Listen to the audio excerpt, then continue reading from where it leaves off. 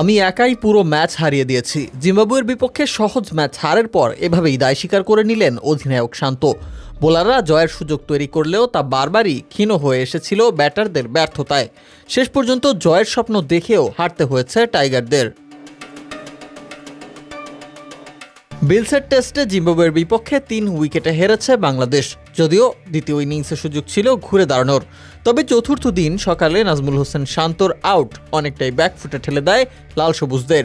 অবশেষে ম্যাচ হারের জন্য সব দায় নিজের কাঁধে নেন টাইগার অধিনায়ক। 4 উইকেট হারিয়ে 194 রানে এদিন শুরু করেছিল বাংলাদেশ। লাল সবুজদের লিড তখন 112 রানের। ক্রিজে 60 রানে অপরাজিত থাকা শান্তর সঙ্গী ছিলেন জাকের আলী। তৃতীয় দিন 40 রানের জুটিতে দিন শেষ করেছিল তারা। তবে চতুর্থ দিনে সেই জুটি আর বড় করতে পারেননি শান্ত। দিনের প্রথম ওভারে দ্বিতীয় বলেই উইকেট বিলিয়ে দেন টাইগার অধিনায়ক। এরপর জাকেরকে সঙ্গ দিতে ব্যর্থ হন মেহেদী হাসান মিরাজও। টেল এন্ডারদের নিয়ে লড়াই করা জাকের শেষ পর্যন্ত থামেন 58 রানের ইনিংস খেলে।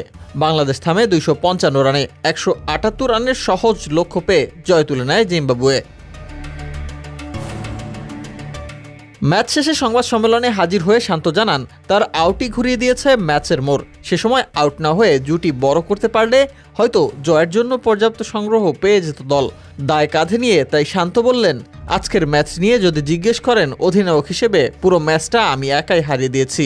সত্যি কথা, সকালের ওই আউটটাতে পুরো খেলাটাই নষ্ট হয়ে গিয়েছে।